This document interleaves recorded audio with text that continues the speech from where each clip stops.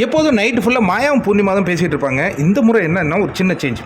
பூர்ணிமா மாயா என்ன பண்ணிட்டாங்கன்னா, விசித்ரா கிட்ட போய் அவங்க ஏதோ குசு குசுன்னு பேச தொடங்கிட்டாங்க.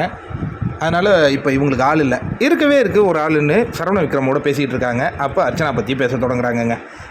சரவண விக்ரம் சொல்கிறாரு, இந்த பர்ஃபார்மன்ஸில் வந்து என்னுடைய ஒரு கருப்பு என்னென்னா, அது அர்ச்சனாவுக்கு தான் அவர் நல்லா பண்ண மாதிரி எனக்கு தோணுச்சு. ஏன்னா அந்த குரல் கேட்டுக்கிட்டே இருந்துச்சு. சில இடங்களில் அவர் கேரக்டர் விட்டு வெளில போனால், பட் ஓவராலாக நான் பார்க்கும்போது அவள் நல்லா பண்ணியிருந்தா. அதுமாரி அவளுடைய டான்ஸ் கூட எனக்கு நல்லா பிடிச்சிருந்துச்சு.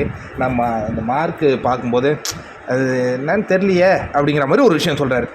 இன்னொன்று, அவள் அந்த கெட்டப்பு போட சொன்ன உடனே அழுதுகிட்டு இருந்தா காலையில்.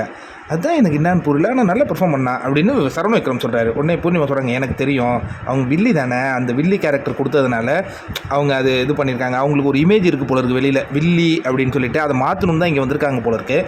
திரும்பியும் அந்த கேரக்டர் அதுக்காக தான் இருக்கும் அப்படிங்கிற மாதிரி இவங்க பேசிகிட்டு இருக்கிறாங்க. ஒரு காட்சிகளை பார்க்குறோம். இன்னொரு முக்கியமான விஷயம் என்னென்னா, இந்த வீட்டில் ஃபேவரட்டிசம் இருக்கான்னா கண்டிப்பாக இருக்குது. இதுக்கு கமல்ஜி வந்து எவ்வளோ தான் சப்பக்கட்டு கட்டினாலும் அதெல்லாம் நம்ம ஒத்துக்கிற மாதிரி இல்லை. எல்லா இடத்துலையும் ஓட்டு போட்டு பண்ணுறதுனால ஒரு திறமையானவர்கள் கீழே இறக்கப்பட்டு திறமை இல்லாதவர்கள் மேலே ஏற்றப்படுறாங்க. நீங்கள் பார்த்தீங்கன்னா, நிக்சன் நேற்று நல்லா டான்ஸ் ஆனார், அதெல்லாம் நான் மாற்று கருத்தே சொல்ல. ஆனால் பர்ஃபார்மன்ஸ் வைஸாக ஒன்றுமே பண்ணல. ஆனால் அவர் 6300 வாங்கிட்டு போயிடார். பார்த்தீங்களா, ஃபேவரட்டிசம் இருக்குது.